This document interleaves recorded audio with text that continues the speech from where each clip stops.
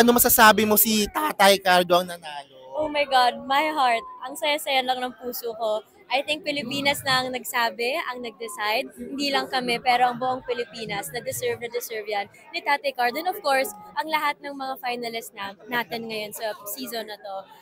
Ang saya makita, pamilya niya, kung gaano siya kasaya, and Tatay Cardo deserves it naman. So, magbabago ng buhay niya simula tonight hanggang bukas. We wish him the best.